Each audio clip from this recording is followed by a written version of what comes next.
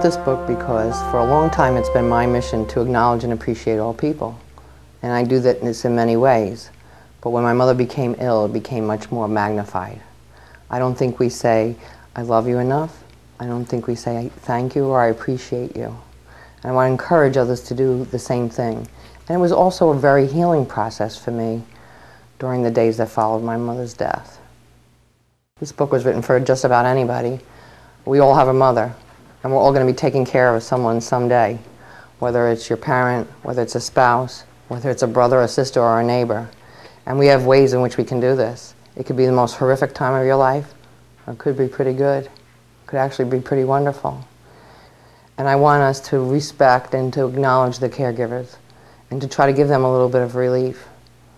I've started caregiver workshops, and I try to help caregivers be able to ask for help. For instance, there's a checklist that we have during the workshop where a caregiver can write down on one side of the piece of paper what they need and who do they know in their neighborhood that perhaps could help them with that, or their friends. Because what happens is people come and they say, how can I help you? I can do it, I can do it, I can do it, and they're just running in a tiz. The caregiver is just running in the tiz, doesn't even know what to do. So I want them to be able to say, when someone comes over and says, can I help you? Yeah, you could come over Tuesday at 3 o'clock and let me go out for 2 hours. Or, I know your husband does handyman work. Perhaps he could come over on Saturday and help fix up a few things around the house. Many times the people who are ill and the caregivers become very isolated. People that are ill, one of their biggest complaints is that they're lonely.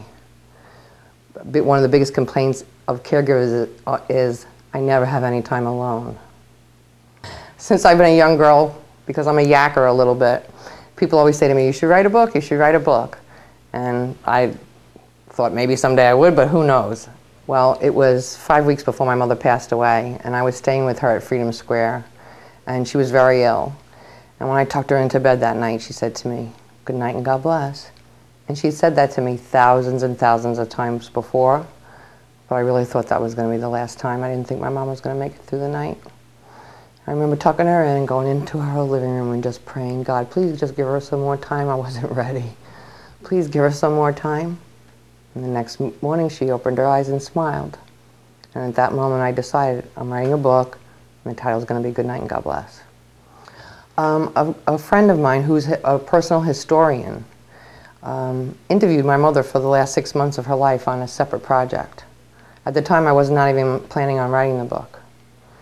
So it was really wonderful because the day of my mother's memorial, this woman brought me 10 hours of audio of my mother. And to have my mother's voice, and to have her laughing. You know, I was having a rough day a few weeks ago, and I just stick her into the CD, and she starts laughing. I'm like, get over it, Linda. Well, both of my sisters really can't read the book in its entirety yet, because they say when they read it, Mommy will really be gone. I think, you know, my mother only passed away December 14th, '07.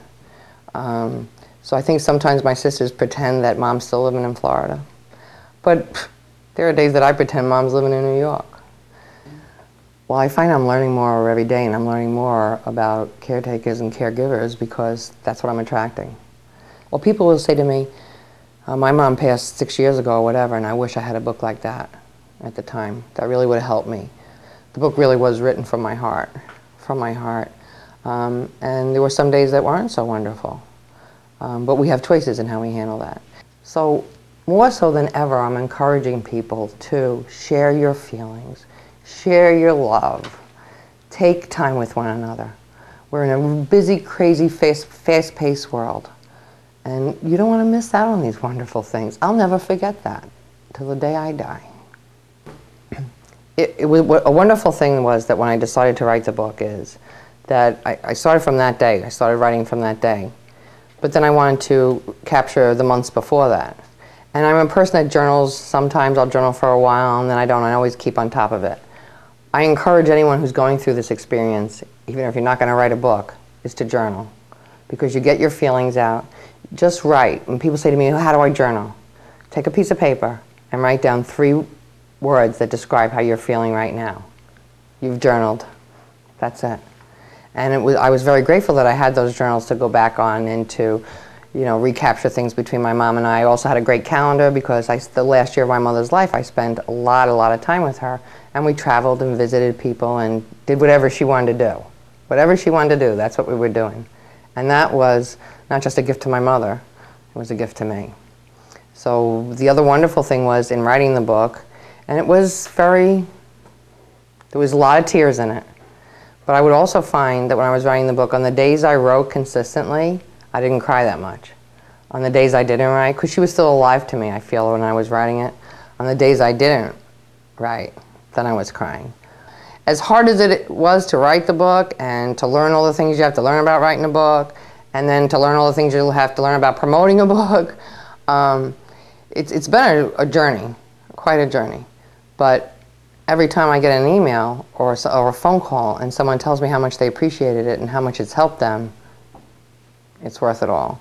And there's also the point that I also am donating money to charities, to Hospice of the Florida Sun Coast and to Gulf Coast Oncology Foundation. I think the next book is the story of the caregivers. Or it might be how to promote a book. I don't know. Might be 2, 3, 4 books, who knows at this point. Right now I'm going through the process of producing an audiobook because in today's day and age a lot of people have requested audiobooks. I also find that a lot of the senior community, it's much easier for them to listen to an audiobook than to read a book. I'm also coming out with an ebook, which is a wonderful thing. An ebook is an electronic version of my book where you can go onto the internet and purchase the book and then download it and either just read it off your computer screen or print it out and read it. So it's amazing all the different opportunities there are to get your word out today. I've also created my workbook to go with the book when I do caregiver workshops. And that'll be, there'll be certain handouts that'll be available at my website shortly also. My website is lindaburhans.com. Just go to lindaburhans.com. You can order the book there, or on the website I'll show you what stores it's available at. You can also contact me there for workshops or for speaking engagements. I'm looking to speak anywhere that I can. In fact, I'm going to New York in April to visit my dad. And I'm speaking at a Rotary in Queens, and I'm speaking at Kiwanis in Manhattan. My dad's so proud. And there's nothing like having a parent who's proud. You know, I sent the very first copy of my book to my dad. And he can't read anymore, but his wife sat down right away and read the entire book to him in one sitting. And my dad called me up, and because of a series of strokes, sometimes he can talk clearly, sometimes he can't. So there was a message on my answer machine. Your father, your book. Ha ha ha, wow, wow, wow. Ha ha ha, wow, wow, wow. Another gift. A, you're adorable. B, you're so beautiful. C, you're a cutie full of charm. D, you're a darling. And E, you're exciting. And F, you're a feather in my arms. G, you look good to me. H, you're so heavenly. I, you're the one I idolize. J, you're like Jack and Jill. K, you're so kissable. L, you're the love light in my eyes. M, N, O, P, I could go on all day. Q, R, S, T, alphabetically speaking, you're okay. U, make my life complete. V, means you're very sweet. W, X, Y, Z. It's fun to wander through the alphabet with you to tell you how much you mean to me. What's really cool is I have a 7-year-old granddaughter who's now writing her own book because she sees grandma's writing a book, and it's wonderful because she sees you can write a book, you can get it published, you can go out there and sell it, you know, it's amazing, and it's much fun with her. Well, she has one of these remote control Jeeps that she rides up and down the street. A couple weeks ago I'm sitting at my desk and I hear the Jeep go and I hear her come in the house, and my husband's outside hanging out with all the kids. I hear the Jeep go, goes back and forth, back and forth. She comes in the house and she gives me $65. I'm like, Skylar, where did you get this money from? She goes, I sold 3 books. She goes to the neighbors, she knocks on the door. She goes, you gotta buy my grandma's book. It's all about Grandma Jo. It'll make you laugh, it'll make you cry, and it helps people. So I said, Skylar, I cannot believe you did that. And this is what she does. She goes, oh, you told me we have to sell a lot of books if we want to go on Oprah. So Oprah, we're coming, Skylar and me.